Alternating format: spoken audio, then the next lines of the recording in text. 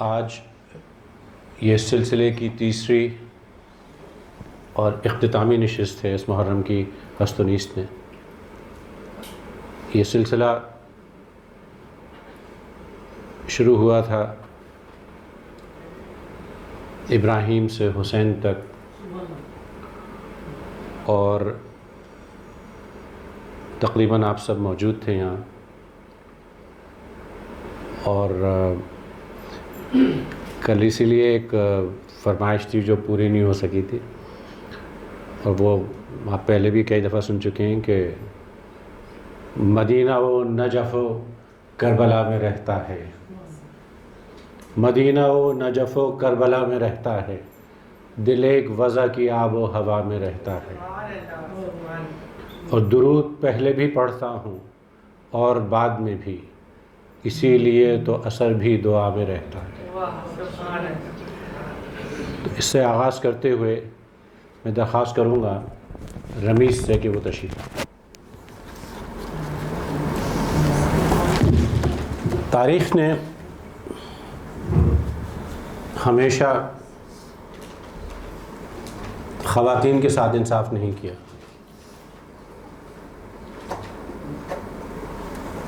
ورنہ اگر آپ دیکھیں خواتین کا کردار بہت اہم اور بہت بڑا رہا ہے، اور ہماری تاریخ میں بھی بڑی بڑی ہستیاں موجود ہیں۔ حضرت مریم کو لے لیں، حضرت آمنہ، حضرت علیمہ سعدیہ، حضرت خدیجہ، حضرت فاطمہ، حضرت عائشہ، حضرت زینب، رابعہ بصری، ایک بہت لمبی فہرست ہے۔ تو آج دو چیزیں جو انتخاب کی گئی ہیں وہ کچھ خواتین کے حوالے سے ہیں جنہوں نے بہت بڑا کردار ادا کیا ہماری تاریخ میں۔ ایک بات میں عرض کر دوں کہ اس میں زیادہ تر کلام جو پڑھا گیا شاعری میں پچھلے 3 دن میں وہ افتخار عارف صاحب کا تھا، اور ان کی کتاب ہے شہر علم کے دروازے پر۔ وہ رسول اللہ کا ایک قول ہے کہ انا مدینۃ العلم و علی بابہا، کہ میں علم کا شہر ہوں اور علی اس کا دروازہ ہیں۔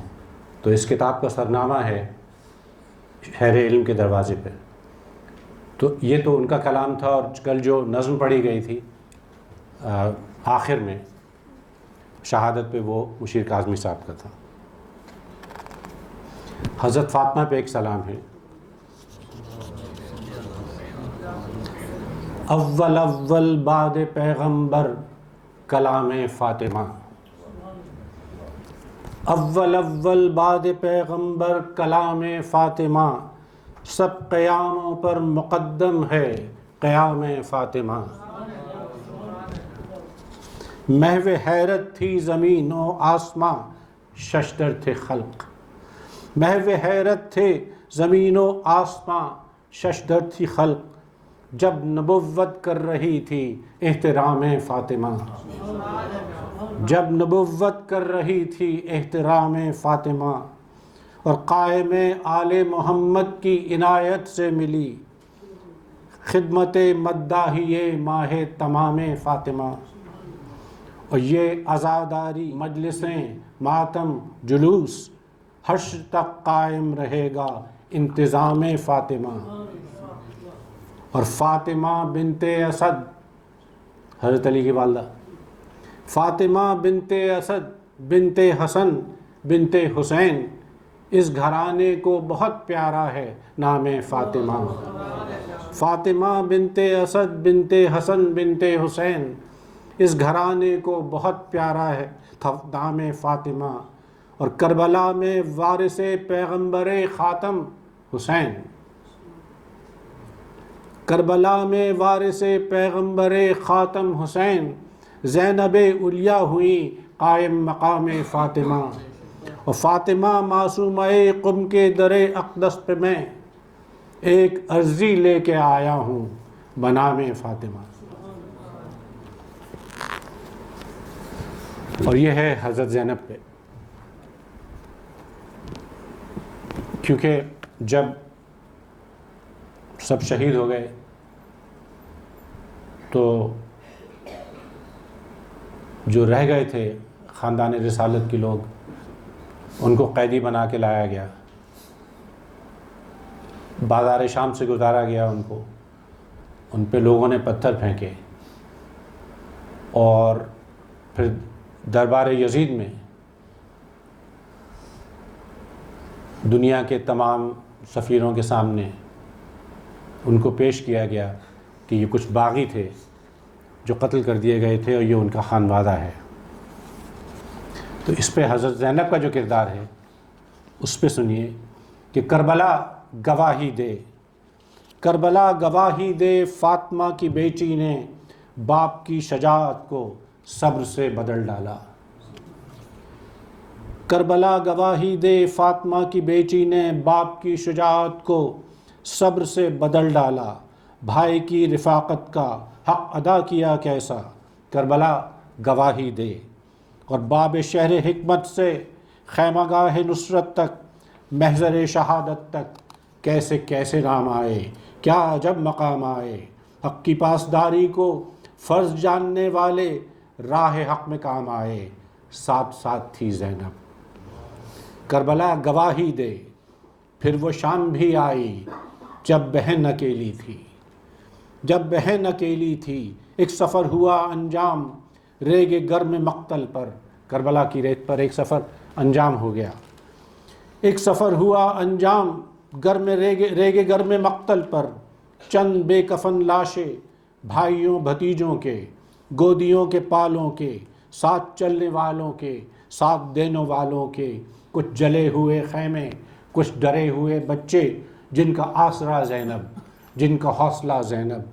کربلا گواہی دے، مشہد مقدس سے ایک نیا سفر آغاز، جس کی ایک منزل شام، شام شام مظلومی، اور وہ خطبہ زینب، پھر تو برسرے دربار پوچھنے لگی دنیا۔ ہوا یہ کہ جب حضرت امام زین العابدین نے خطبہ دینا شروع کیا